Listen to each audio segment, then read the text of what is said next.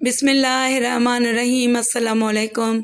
صلاح الدین ایوبی کئی بار قید خانے جا کر ابو جعفر اور علی ناصری سے یہ سوال کر چکا تھا وہ کون لوگ تھے جو زہر آلود خنجروں کے ساتھ مجھ پر حملہ آور ہوئے تھے، اور ان میں ایک نے مرتے وقت اپنے کس پیر و مرشد کو پکارا تھا۔ ابو جعفر اور علی ناصری بڑی سختی کے ساتھ انکار کر رہے تھے۔ یہ صرف دشمن کے الزام تراشی ہے، ہمارا ان لوگوں سے کوئی تعلق نہیں۔ یوسف صلاح الدین ایوبی نے بہت صبر و ضبط سے کام لیا، مگر جب وہ دونوں فتنہ گر مسلسل انکار کرتے رہے تو وزیر اعظم مصر غضبناک ہو گیا۔ میں نے حجت تمام کر دی، اب میں آزاد ہوں اور تم دونوں سے حقیقت اگلوانے کے لیے کوئی بھی طریقہ اختیار کر سکتا ہوں۔ ابو جعفر اور علی ناصری نے صلاح الدین ایوبی کی اس تنبیہ کو محض لفاظی سمجھا اور اپنی بات پر اڑے رہے۔ دراصل ان دونوں کو یقین تھا کہ جلدی خلیفہ عاضد مداخلت کرے گا اور انہیں زندہ کی تاریکی اور تنہائی سے نکال کر لے جائے گا، مگر وہ اس رات سے بے خبر تھے کہ بساط الٹ چکی ہے اور مصر کا حکمران شطرنج کے اس بادشاہ سے زیادہ حیثیت نہیں رکھتا جو چاروں طرف سے دشمنی مہروں میں گھر چکا ہے۔ آخر صلاح الدین نے ابو جعفر اور علی ناصری کا کھانا بند کر دیا۔ اب ان دونوں کا گزارا صرف پانی پر ہوتا۔ ابو جعفر اور علی ناصری سوچ بھی نہیں سکتے تھے کہ نوجوان صلاح الدین بظاہر ایک معمولی مگر انتہائی خطرناک ترکیب استعمال کرے گا۔ دونوں ایک دن کا فاقہ تو برداشت کر گئے، مگر دوسرے روز سے ان کی حالت غیر ہونے لگی۔ پھر تیسرے دن صلاح الدین ایوبی قید خانے میں آیا اور خاموشی سے ان دونوں کو دیکھتا رہا۔ ابو جعفر غصے میں کھڑا ہوا اور چیخ کر بولا، ہم مر جائیں گے مگر تیرے آگے سر نہیں جھکائیں گے۔ یہ کہتے کہتے ابو جعفر پسینے میں نہا گیا اور اس کی آواز حلق میں پھنس کر رہ گئی۔ پھر وہ شدید نقاہت کے باعث چکرا کر زمین پر گر پڑا۔ ابو جعفر کی یہ حالت دیکھ کر صلاح الدین ایوبی مسکرایا، میں یہی تو چاہتا ہوں کہ تم آہستہ آہستہ موت کا مزہ چکھو۔ اس وقت سے ڈرو جب تم پر پانی بھی بند کر دیا جائے گا۔ اگر ہم مر گئے تو تجھے کون بتائے گا کہ وہ حملہ آور کس سے تعلق رکھتے تھے؟ علی ناصری کی آواز لڑکھڑا رہی تھی اور اس پر ابو جعفر سے زیادہ ذوف طاری تھا۔ وہ دشمنان اسلام بھی ایک نہ ایک دن بے نقاب ہو جائیں گے۔ صلاح الدین ایوبی نے بے نیازانہ کہا، مگر تم دونوں کی موت سے ملت اسلامیہ کو بڑا فائدہ ہوگا۔ اس طرح اللہ کی زمین دو فتنہ گروں سے پاک ہو جائے گی۔ یہ کہہ کر صلاح الدین ایوبی زندہ سے نکل گیا۔ پھر ابو جعفر اور علی ناصری اپنی زندگی سے مایوس ہو گئے اور خلیفہ عاضد کے لیے نازیبا کلمات ادا کرنے لگے کہ اس نے صلاح الدین کو مصر کا وزیر اعظم نامزد کیا تھا۔ چوتھے دن ابو جعفر اور علی ناصری نے صلاح الدین کے آگے گھٹنے ٹیک دیے اور درخواست کرنے لگے کہ انہیں سوکھی روٹیاں ہی دے دی جائیں کہ وہ کم سے کم سانس تو لے سکیں۔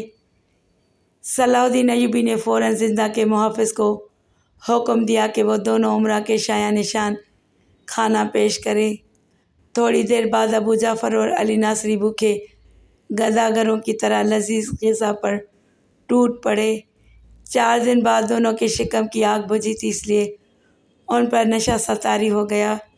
پھر ابو جعفر اور علی ناصری نے بیک زبان کہا، ہم اس شرط پر اس پس پردہ شخصیت کا نام بتانے کے لیے تیار ہیں اگر ہماری جان بخشی کی ضمانت دی جائے اور ہمیں ہمارے گھر جانے دیا جائے۔ صلاح الدین ایوبی کچھ دیر تک ابو جعفر اور علی ناصری کی پیشکش پر غور کرتا رہا، پھر اس نے ان کی دونوں شرطیں مان لیں۔ ابو جعفر اور علی ناصری کے چہروں پر مسرت کا وہ رنگ ابھر آیا جو موت کی سزا سے چھوٹ جانے والوں کی شکلوں پر نمایاں ہوتا ہے۔ ایک شرط اور بھی ہے، علی ناصری نے چونک کر کہا جیسے اسے کوئی بھولی ہوئی بات یاد آ گئی ہو۔ وہ کیا؟ صلاح الدین نے اطمینان سے کہا، ہم دونوں کا نام پردہ راز میں رکھا جائے گا۔ علی ناصری نے ادھر ادھر دیکھتے ہوئے کہا، اس کے چہرے سے خوف جھلک رہا تھا۔ چند لمحوں تک صلاح الدین ایوبی نے گہری نظروں سے ابو جعفر اور علی ناصری کی کیفیات کا جائزہ لیا، پھر ان کی یہ شرط بھی مان لی۔ وہ باربک کے فدائی تھے ابو جعفر نے سرگوشی کے انداز میں کہا، اور باربک حسن بن صبا کا شاگرد خاص ہے، تم دونوں اپنی جانیں بچانے کے لیے جھوٹ بول رہے ہو۔ صلاح الدین ایوبی نے سخت لہجے میں کہا، جس کی روحانیت اور ریاضت کے قصے سارے مصر میں مشہور ہیں، وہ ایک شیطان کا مقلد کیسے ہو سکتا ہے؟ یہی تو باربک کا کمال ہے کہ اس نے اپنے چہرے پر اتنی دبیز نقاب ڈال رکھی ہے کہ اس کے پیچھے کوئی نہیں جھانک سکتا۔ علی ناصری نے انتہائی پرجوش لہجے میں کہا، میں نہیں مانتا۔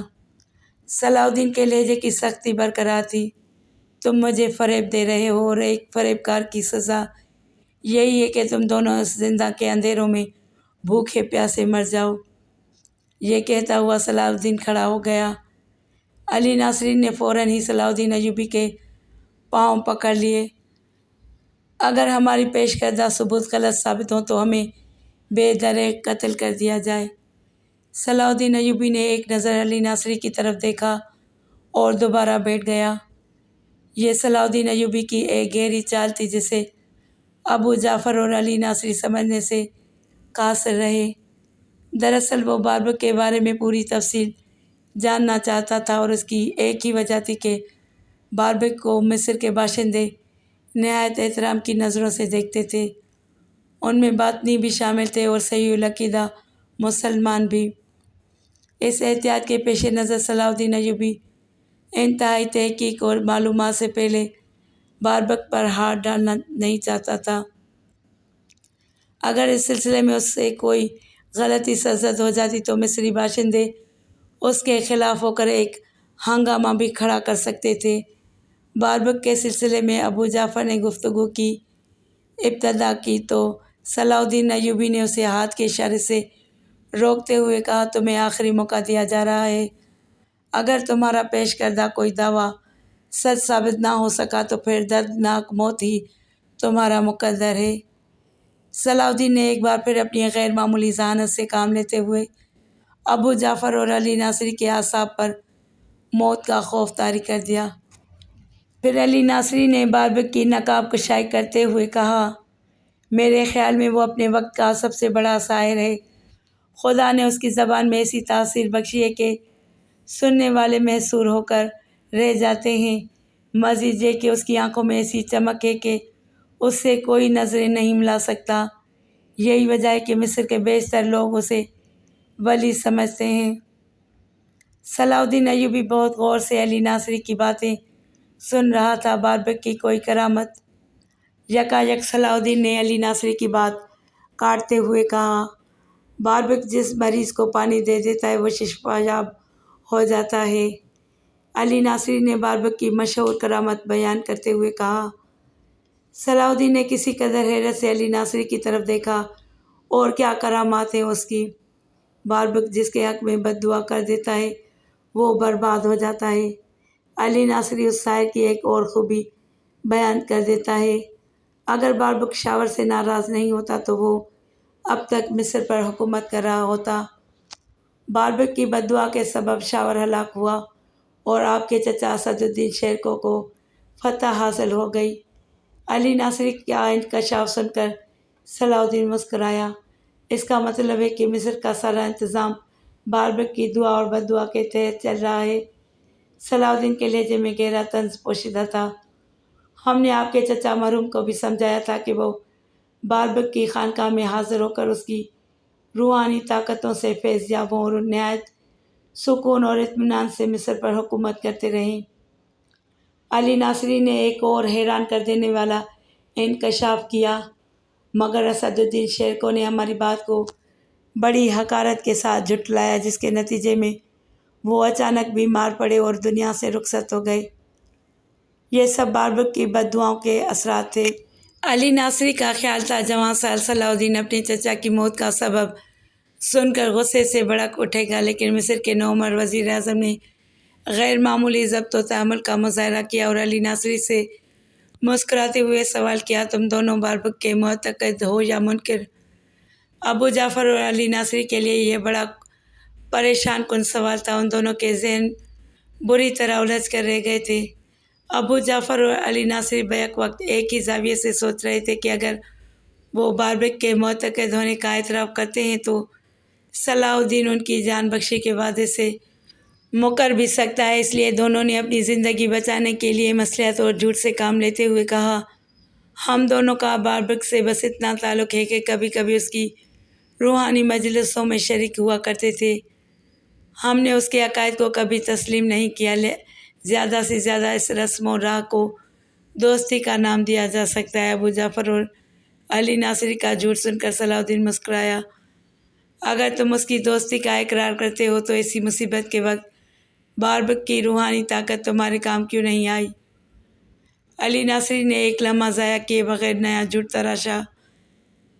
اسی وقت تو ہمیں اندازہ ہوا کہ باربک کی کرامتیں ایک ڈھونڈ گئے۔ وہ علی الاعلان کہتا ہے کہ میرا ماننے والا جب بھی مجھے پکارے گا میں اس کی مدد کو پہنچ جاؤں گا۔ ہم نے بھوکا رہ کر 3 دن تک کے خانے کے اندھیروں میں باربک کو ہزاروں بار پکارا مگر وہ نہیں آیا۔ آخر ہم دونوں اس نتیجے پر پہنچے کہ اس کی روحانیت ایک فریب ہے۔ صلاح الدین ایوبی ان دونوں کی گفتگو سے مطمئن نہیں تھا۔ اس کا کوئی اور فریب بیان کرو جس کا میں اپنی آنکھوں سے مشاہدہ کروں۔ ہم بس اتنا ہی جانتے ہیں۔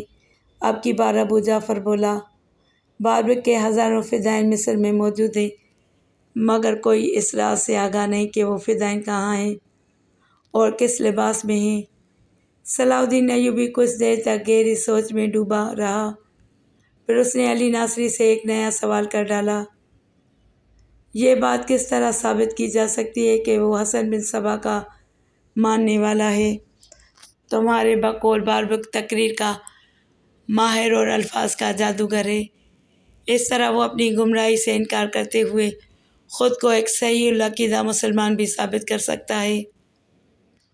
بے شک وہ ایسا بھی کر سکتا ہے مگر اپنی جنت کو کہاں لے جائے گا جو اس نے خانقاہ کے اندر زیر زمین آباد کر رکھی ہے؟ یہ سنتے ہی صلاح الدین ایوبی کے چہرے پر اطمینان کا گہرا رنگ جھلکنے لگا، جیسے کوئی مسافر بھٹکتے بھٹکتے اپنی منزل پر پہنچ گیا ہو۔ دوسرے دن صلاح الدین ایوبی نے اپنے معتمد خاص امیر رضا الدین کے ہاتھ باربک کے نام خصوصی پیغام بھیجا۔ مجھے مقامی باشندوں کی زبانی معلوم ہوا ہے کہ آپ مصر کے معزز و محترم روحانی شخصیت ہیں، اس لیے میری شدید خواہش ہے آپ کسرِ وزارت میں جلوہ افروزوں اور میں مذہبی امور کے بارے میں آپ سے تفصیلی گفتگو کر سکوں۔ میں بنفس نفیس آپ کے دیدار کو حاضر ہوتا مگر حکومت کے کاموں کی زیادتی اس ملاقات میں مانع ہے۔ مجھے امید ہے کہ آپ میری ان مجبوریوں کو نظر انداز کرتے ہوئے کچھ دیر کے لیے اتنی زحمت ضرور گوارا کریں گے۔ باربک صلاح الدین ایوبی کا خط پڑھ رہا تھا اور امیر رضا الدین گہری نظروں سے اس کی شخصیت کا جائزہ لے رہا تھا۔ باربک ایک دراز قامت انسان تھا، لمبی سفید داڑھی اور زلف نما سفید بال، عمر 60-65 سال کے قریب، سرخ و سفید رنگ اور مضبوط کثرتی جسم۔ مگر باربک سیاہ خضاب لگا لیتا وہ زیادہ سے زیادہ 40-45 سال کا نظر آتا۔ باربک کو اس عمر میں مضبوط اور توانا دیکھ کر امیر رضا الدین کو بہت حیرت ہوئی۔ باربک نے اپنے لمبے بالوں کو بکھرنے سے بچانے کے لیے ماتھے پر ایک سرخ پٹی باندھ رکھی تھی۔ صلاح الدین ایوبی کا خط پڑھنے کے بعد باربک نے نظر اٹھا کر امیر رضا الدین کی طرف دیکھا۔ بڑی بڑی آنکھیں جن سے ہلکی ہلکی سرخی نمایاں تھی۔ امیر رضا الدین نے فوری طور پر محسوس کیا کہ اس کی آنکھوں میں غیر معمولی چمک ہے جو دیکھنے والے پر ایک خاص تاثر چھوڑتی ہے۔ باربک نے بڑے بے نیازانہ انداز میں صلاح الدین کا خط امیر رضا الدین کی طرف بڑھاتے ہوئے کہا، وزیر اعظم مصر کی خدمت میں میرا سلام پیش کر دیجیے گا۔ میں ان کی اس عنایت کے لیے مشکور ہوں کہ وہ مجھ سے حسن ظن رکھتے ہیں، ورنہ میں تو ایک گناہ گار اور کم علم انسان ہوں، اس لیے ایک گوشے میں منہ چھپائے پڑا رہتا ہوں۔ صلاح الدین ایوبی نے بڑی حیرت سے باربک کا جواب سنا، پھر اپنے معتمد خاص امیر رضا الدین سے پوچھا، تمہیں خانقاہ میں کیا آثار نظر آئے؟ امیر آزادین نے بتایا باربک بہت معمولی کپڑوں میں ملبوس تھا اور ایک چٹائی پر بیٹھا تھا۔ اسے پہلی بار دیکھ کر یہی تاثر ملتا ہے کہ وہ ایک تارک الدنیا انسان ہے جسے اہل دنیا سے کوئی غرض نہیں۔ پھر باربک کی ایک وہ جنت کہاں ہے جس کا ذکر ابو جعفر اور علی ناصری نے کیا ہے؟ صلاح الدین کے چہرے پر فکر و تشویش کے آثار نمایاں ہو گئے۔ امیر آزادین مسکرایا، جنت؟ باربک کی خانقاہ تو کسی راہب کی جھونپڑی نظر آتی ہے۔ صلاح الدین نے اس کے بعد کوئی سوال نہیں کیا اور اپنے معتمد خاص کو ساتھ لے کر قید خانے جا پہنچا۔ صلاح الدین ایوبی کو زندہ کے دروازے میں داخل ہوتے دیکھ کر ابو جعفر اور علی ناصری یہ سمجھے کہ ان کی رہائی کا وقت آ گیا ہے، مگر جب صلاح الدین قریب آیا اور ان دونوں نے اس کے چہرے پر ناگواری کا رنگ دیکھا تو سہم سے گئے۔ تم نے مجھ سے جھوٹ بولا۔ صلاح الدین کے لہجے سے شدید غصے کا اظہار ہو رہا تھا۔ پھر اس نے امیر آزادین کا بیان کردہ پورا واقعہ سنایا۔ یہی تو اس شاعر کا کمال ہے، علی ناصری نے انتہائی پرجوش لہجے میں کہا۔ باربک کی جنت زمین دوز ہے۔ جب آپ خانقاہ کی تلاشی لیں گے تو کسی نہ کسی چٹائی کے نیچے اس کی جنت کا دروازہ بھی مل جائے گا، مگر آپ وہاں ایک فوجی دستے کے ہمراہ جائیں گے۔ ابو جعفر نے صلاح الدین کو مشورہ دیتے ہوئے کہا، زیر زمین جنت میں باربک کے سینکڑوں مسلح فدائین بھی رہتے ہیں۔ صلاح الدین نے ابو جعفر اور علی ناصری کی کے ایک ایک لفظ کو بہت غور سے سنا اور کچھ دیر تک سوچتا رہا۔ پھر اس نے اپنی شمشیر بے نیام کی۔ یہ منظر دیکھ کر ابو جعفر اور علی ناصری شدید خوف کے عالم میں پیچھے ہٹ گئے اور دونوں ہذیانی انداز میں چیخنے لگے، خدائے واحد کی قسم، ہم نے جھوٹ نہیں بولا، باربک کی جنت اسی خانقاہ میں ہے۔ صلاح الدین شمشیر لیے آگے بڑھا۔ ابو جعفر اور علی ناصری نے لرزتے جسموں کے ساتھ صلاح الدین کے قدموں پر سر رکھ دیے۔ ہم آپ کی پناہ مانگتے ہیں، آپ سچے ہیں اور ہماری جان بخشی کا وعدہ کر چکے ہیں۔ صلاح الدین نے پہلے ابو جعفر کی گردن پر تلوار رکھی اور پھر یہی عمل علی ناصری کے ساتھ دہرایا۔ اس کے بعد انتہائی پرجلال لہجے میں مخاطب ہوا، میں اپنے وعدے پر اس وقت تک قائم ہوں جب تک خود باربک کی جنت میں داخل نہیں ہو جاتا۔ تم دونوں میرے ساتھ چل کر اپنے ہاتھوں سے جنت کا دروازہ کھولو گے۔ ابو جعفر اور علی ناصری کھڑے ہو گئے اور ہاتھ جوڑ کر گڑ گڑانے لگے، ہمیں باربک کے سامنے نہ لے جائیں، وہ بہت خطرناک انسان ہے۔ صلاح الدین ایوبی نے ان دونوں کی التجاؤں پر کوئی دھیان نہ دیا۔ پھر امیر آزادین سے مخاطب ہو کر بولا، تم ایک فوجی دستے کے ساتھ باربک کی خانقاہ کا محاصرہ کر لو، کوئی شخص باہر سے اندر نہ جانے پائے اور نہ کوئی اندر سے باہر آ سکے۔ میں ابو جعفر اور علی ناصری کو لے کر آ رہا ہوں۔ صلاح الدین ایوبی کا حکم سنتے ہی امیر آزادین بہت تیزی کے ساتھ قید خانے سے نکل گیا۔ پھر جب صلاح الدین ایوبی اپنے مسلح محافظوں کے ساتھ ابو جعفر اور علی ناصری کو لے کر باربک کی خانقاہ پہنچا تو امیر آزادین وہاں موجود تھا اور محاصرہ مکمل ہو چکا تھا۔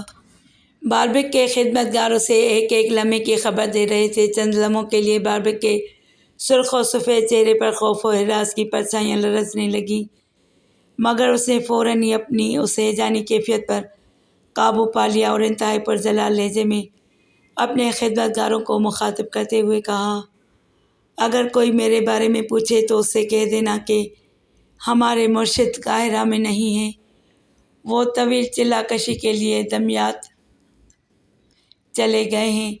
یہ کہہ کر باربک ایک انتہائی خفیہ راستے سے اپنی زیر زمین جنت میں چلا گیا۔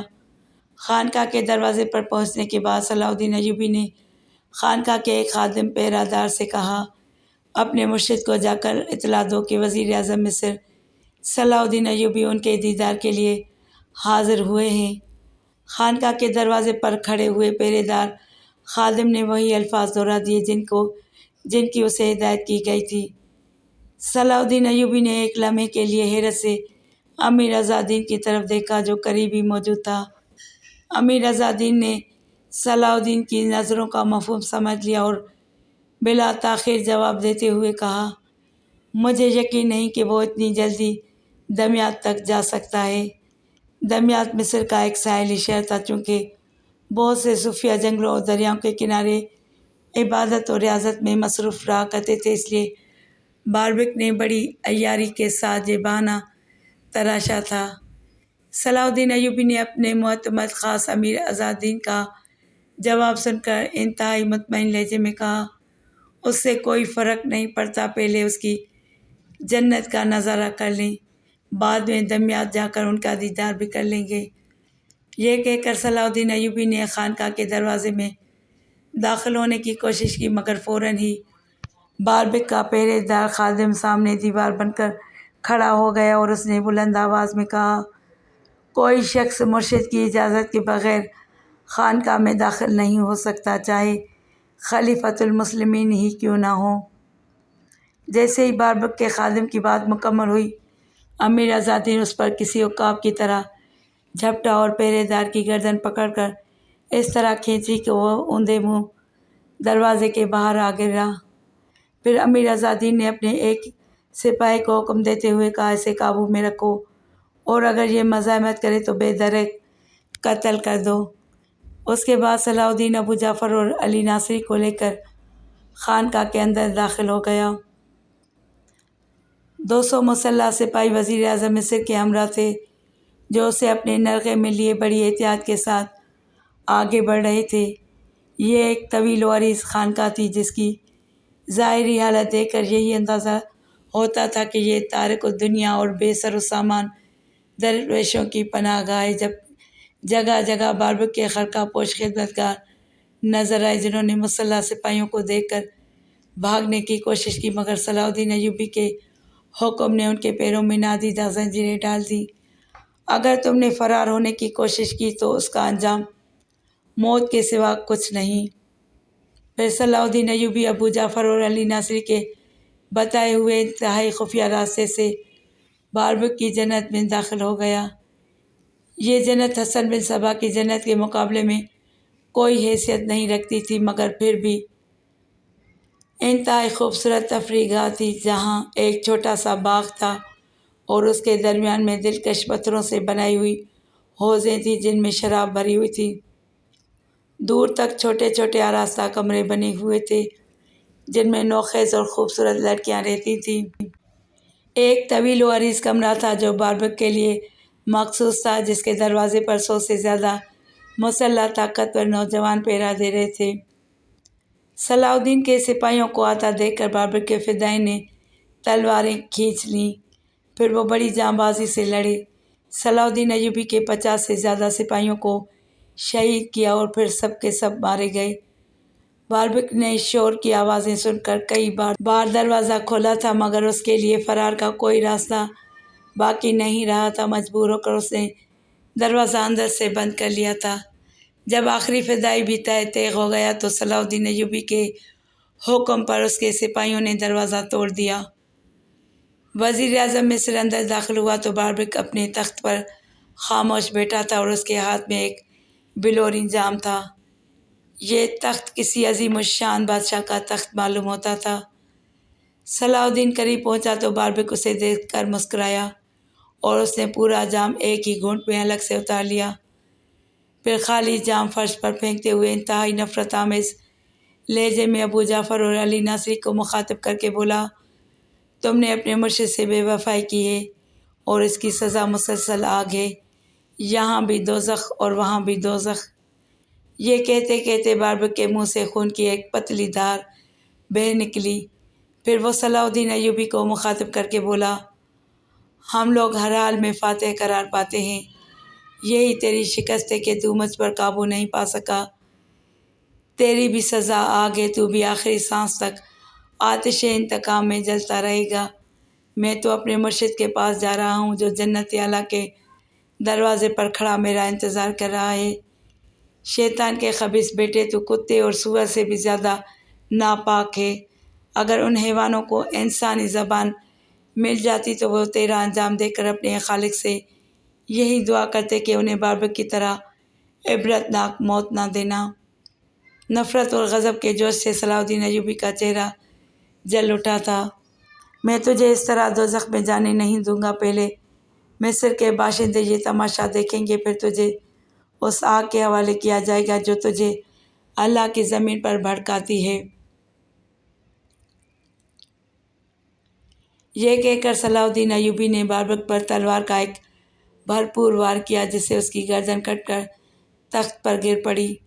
پھر صلاح الدین ایوبی نے ان مجبور لڑکیوں کو بابک کی دوزخ سے باہر نکالا اور بابک کا سر نیزے پر بلند کر کے قاہرہ کی شاہراہوں پر پھرایا۔ صلاح الدین کے نقیب جس راستے سے گزرتے انسانی ہجوم کو مخاطب کر کے بآواز بلند کہتے، یہ اس شخص کی سزا ہے جس نے اللہ کے احکام کا مذاق اڑایا تھا۔ پھر صلاح الدین ایوبی نے بابک کی خانقاہ کو آگ لگا دی اور اس کی لاش کو بھڑکتے ہوئے شعلوں کے حوالے کر دیا۔ اس کے بعد ابو جعفر اور علی ناصری کو قصر و وزارت میں لایا گیا اور معززین نے شہر کے سامنے ان دونوں کی آنکھوں میں جلتی ہوئی سلاخیں پھروا دیں۔